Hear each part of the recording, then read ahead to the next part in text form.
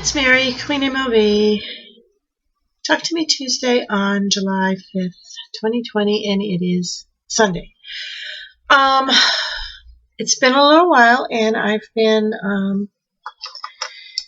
doing well health-wise. I am exhausted. I've been actually spent about the last week feeling kind of icky and decided I don't know what I have. It seems like a rhinovirus, a common cold, but it's not rhinovirus season, and it's not, and I haven't been around anybody, so it's more than, it's not allergies, it's something, but I've been quite congested. I'm clearly like looking awful today, but this is my new me. Look how long my hair is. I'm going to cut it when I feel comfortable going into a hair salon, and I don't yet. I got my nails done, which I do feel comfortable at. I go to a very large nail place, and they have completely sanitized and changed all of their rules, and they have like 4 people working there in the whole place. So I've been 2 or 3 times now, and there've only been in the entire huge place 2 or 3 customers at a time, and they're just super, super careful. They've got their shields up and their gloves and masks and everything. So I do feel really good about the efforts they're trying to take and trying to keep everyone safe. So I've gotten my nails done. I'm just not ready for the hair yet. Anyway, clearly not wearing makeup. Got a new view here. This is my tiny, tiny house. I used to broadcast to you. Haha, I'm like all sophisticated now. But I used to film these 2 rooms over in my living room, which is my sewing room. And so, but when we went into the stay-at-home order and I was working at home, I moved my office to this is like my, well, I guess it's technically a dining room. Used to be the garage. Not the garage, the carport. All the houses in this neighborhood are like this. These houses are about 60 years old, and all the trees are falling down now every time the wind blows. But anyway, most of the houses in this neighborhood are like this one that had a carport right here, and I've got windows in front of me and behind me, and lots of light when I open all those up. But so the driveway's right there, and most of the houses around the late 70s, early 80s closed in the carports and made dens out of them, because these houses were built with living rooms, separate dining rooms, but no dens, and or family rooms. And so that was all the rage. And so this is one of those. This is a tiny house. It's a duplex, and so it looks like a regular size house from the outside, but it's only half as big.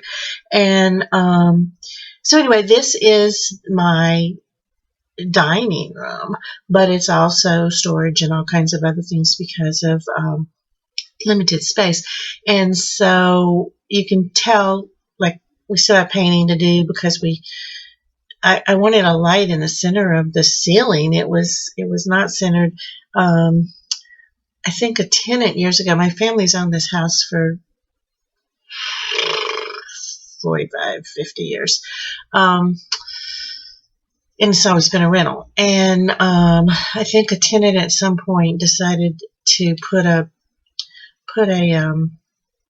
light here, and it wasn't in the center, so we moved that, and we did some other things. So there's some painting that needs to get done, and then I'm just really moving some stuff around, getting ready to move into my house when it's ready, and which has been delayed by all kinds of things, and that's okay because I'm good here. But anyway, there's part of my kitchen there. So this room is just like stuff I'm going through and figuring out where it's going to go in the new house so that I can put it away and have it ready to move. And so this is a lot of kitchen stuff, supplies. And then this is my AccuCut. So that's where I'm cutting out masks and things. And so it's kind of a huge multi-purpose room at this point. And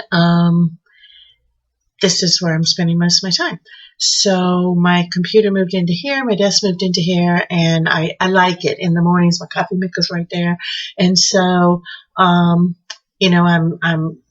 4 steps from the refrigerator, so I don't really move much, which isn't a good thing. So I put on the free exercise videos, and there's a little space right here where I can just take a couple steps to get some exercise. And so anyway, this has been my life for months now.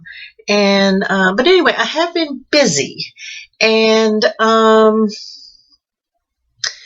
I think you know that I am a subscriber to Pineapple Fabrics, their pineapple packs, and this is a kit I get every month. I've talked to you about these before. Well, I didn't want these just accumulating month after month and becoming something else I need to store. So as they come in, and they're a mystery, so they come in and they can be anything in the world. So as they come in, I have taken that as a challenge. So each month I am using at least one of those to use. I take it as a challenge. Here are your parts. Here's your project. Make something. And so whether it's a baby quilt, a big quilt, wall hanging, something. And I've been, a lot of times, unless you're making a baby quilt or a bag or something like that, it's not enough fabric, but it comes with coordinating things and coordinating thread and all kinds of, and a pattern. And so I've been using a lot of them for panels. I don't know if I showed you. Yeah, I think I did show you this Groovy Cat.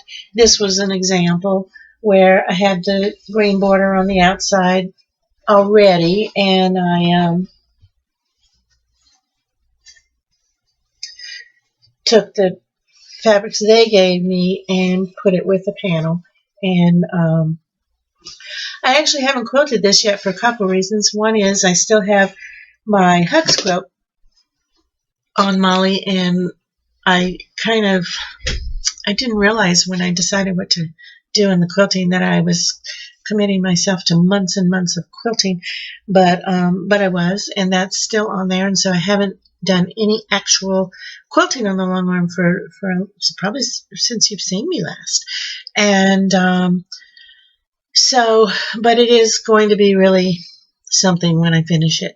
So I did commit today. I woke up this morning and said I need to do 2 things today. I need to do a Talk to Me Tuesday video, and I need to get over there and get some quilting done. I want to get that finished because I have so many things I want to put on that machine right now.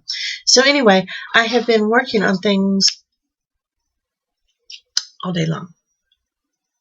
I get up in the morning and quilt for a couple hours before work, and I'm just coming home and designing at night. I've just been really, really into this, and have not shared it with anyone. So that's interesting. One thing I'm working on right now is there's a I don't know if you know Grids Girls.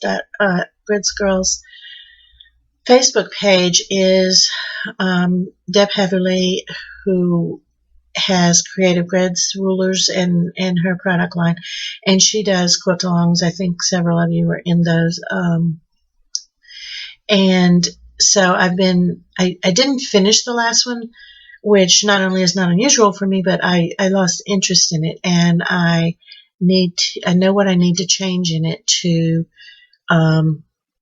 become interested again, and I think it's going to be okay once I fix some things. But I was hesitant to start another one because the last time, these are mysteries, and when she tells you to pick out fabric and you have no idea what it's going to look like, and it was my first Grids Girls mystery, it's tough because my fabric really wasn't good for that pattern. And so this time I didn't buy fabric. I thought I would wait until the second or third clue, jumped in on the first one, and each week, we just finished week 4, each week I've thought, if I have just these squares and don't cut them into little pieces to where they don't make sense anymore with my fabric, then I can use them for something. So I'm still in that phase. So far, I'm playing along, and these are my 4 blocks so far that we've made in the last 4 weeks. And I've used fabric that can handle different patterns, and the background's obviously white. Everything else could be all scrappy, and I think that's one of my problems with their quilts. I love them see them when they're finished, but I don't do scrappy. And so I'm not doing scrappy. And the other pieces that we have left to put into, we're making pieces of blocks and then putting them together soon, because this is a block that's finished. So this is week 4 and out of 8. And so I think on Tuesday we'll get a better insight. But the other blocks look different, but they're going to match this. And so I am happy with that. And it's not going to be big. I can do what I want with this block. But so far I'm enjoying it, doing it as the pattern describes. A fun thing that I'm doing is this baby quilt. Somebody really special to me just had her first grandchild and isn't home from visiting the child yet, so I've got a little bit of time on this. This is a panel called What Shall I Wear? And each panel has different animals dressed up like paper dolls. And so there are 2 of them. There are 15 blocks, but 7 different ones. So there are 2 of each one and 3 of one. But the bunny, I think the bunnies is the one that repeats the 3 times. But look at those characters, the raccoons. Each one's a couple of the same animal. So there's Mr. and Mrs. Raccoon, Mr. and Mrs. Mouse, Mr. and Mrs. Bunny. And then in the other one, it'll have the same couple in different outfits. And so as all panels go, the squares on square, they're not an even dimension. So I learned that if I take the squares and just cut a square out of it and put a border on it, it becomes square. So he is a little boy, and then my coordinating fabrics that I got with it, I'm making identical alternating blocks out of these. I went round and round on, do I make them all round? Do I make them all different? And I decided to make them identical. So those are those. And then to quilt it, she is a master quilter. She's one of those who is in the videos of And I Quilt for Handy Quilter, and she's a handy quilter teacher, and she has taught me so much. And she makes everything so easy. And so I was telling the owner of my local quilt shop, I said, I want something really special and I want it to be perfect. And she said, you don't understand how non-judgmental she is. I said, no, I know. I've seen what she's done with me. She is not judgmental, but I want it to be perfect. And so what I'm going to do, and one of the things I'm learning in Pro Stitcher Designer, is I'm going to mimic either the animals or the clothes or something in here, and make that an edge-to-edge design to go all over it. So anyway, happy with how that's turning out, and it's kind of a little boyish. It's going to be big enough for him to grow with. And then I've also been participating. I get the emails on EQ8, and the email says, join this challenge. It's going to be a weekly event. And it's easy. It's once a week, and it's a short little lesson, and it's, a few weeks, and you end up with this great design. And designing isn't enough. I think I should make I think designing something that you're not making is so I go out and so I say, oh, I'd love to do that. I don't have the time. Well, now I do. And so I've been doing a lot of the EQ8 lessons that come in these series, and one of them is really, really going to be pretty. It's one where we're learning a different technique, not just an EQ8 technique. We're learning, like, one block is paper pieced and one block is standard, traditional piecing. One block is applique. We're doing it all in this one quilt, and I like the fabric I picked out. I like how it's coming along. I like how I can change it and make it mine, and that's going to be very pretty. And there's another one that I'm that one's finished without me, of course, and there's another one that I just started, and these are great little classes that are skill building, and so I've been doing a lot of those. And then on PSD, that's Pro Stitcher Designer, the new software out my handy quilter, loving, loving, loving that program and learning so much. So there's a challenge there. The first challenge I swore I was going to get to and didn't. She posted on Monday or Tuesday.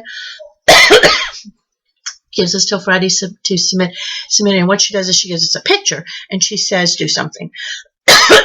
So first, when I ran out of time, didn't get to learn a lot from everybody else's because she then takes the submissions, puts them in a video, and we all learn from them.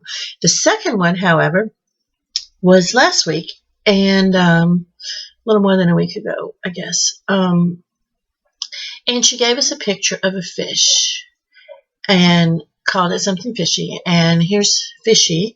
And she gives us a picture and says to make something. And so I did. I made lots of things.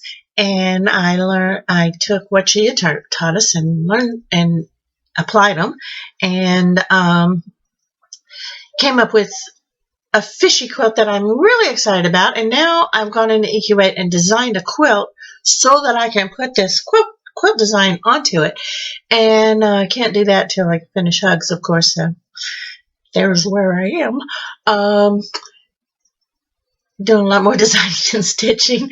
So let me show you Fishy. I'll start with I'll show you the photo she gave us, and then gave us from Monday to Friday to submit something.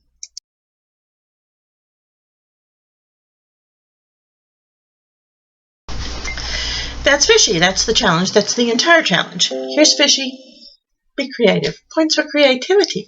So I won't get into all the details of how I did it and what I did because that is very, very exciting to me and probably very, very boring to those of you who are not using Pro Stitcher Designer. So let me show you my end result. I ended up with a single design, 2 borders, an edge to edge, and also I wanted, this has to be a continuous line now. It has to stitch out. So you can't just trace it and say, here's my fish. It has to, you send it to her in raw format and she puts it on her computer and stitches it out. So it's got to work and it's got to be a continuous line. So the tracing of it is the easy part. The making it all a continuous line, quite a challenge. And so and it took me 4 days to do that. So once I got that done, I really wanted to shade in or add some sort of texture or scales to his stripes. And that is more difficult than making him all a continuous line. And so, because I can fill it in, sure. I can get my machine to come in and stitch this stripe and stitch that stripe and stitch the next stripe. But to do it all in a continuous line, whew.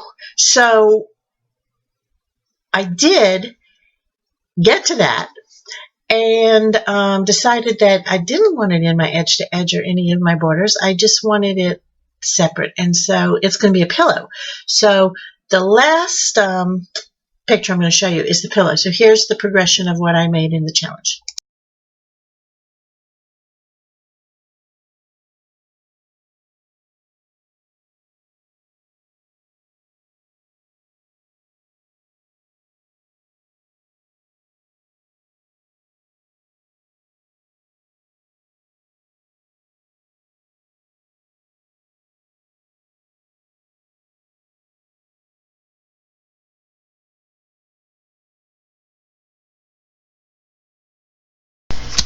That was truly, truly fun. I was very, very proud of myself. I worked very, very hard on it, and I did win the challenge. So that was rewarding and encouraging. And then she gave us a new challenge, and because of the holiday weekend, gave us 2 weeks on it, and it is even more challenging.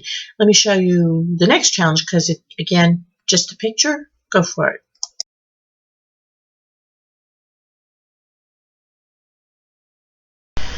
So that's a hard one. I'm working on it. We'll see how it goes. I'm thinking Make an awfully cute border. Obviously, I'm only making half of it, and then gonna flip it. Otherwise, it'll never be symmetrical. So it's only half as intimidating as it looks, but it's a hard one. So I'll let you know how that goes. Anyway, that's what I've been up to. And then just as I close, there's another design that I've been working on in Pro Stitcher Designer. And this is one that I want to stitch out at the maximum that my throat space on my machine will allow. So it'll be, I don't know, 14, 15 inches high. And it's for a friend of mine who loves poppies. And so I'm going to, this is kind of a takeoff of Helen Golden's work and books and websites. I'm going to, the poppies have been on my screen for weeks. The problem is getting them all to stitch out continuously, which I have about 90% finished. It's a challenge, but I'm going to stitch out these poppies probably on a neutral background. I can't really say white, except that poppies go so well on white. I'm going to stitch them out on my machine in black thread, and then I'm going to paint them. Not the background, just the poppies. And I don't know if I'll make it a pillow or a wall hanging for her. And I'm excited about that. And because, you know, it takes a lot to hold my attention, and I've been working on that for weeks. So anyway, that's something that's been taking quite a bit of my time. And so I'm going to tell you goodbye and hang on for a minute and take a look at my poppies. Good to see you. Bye.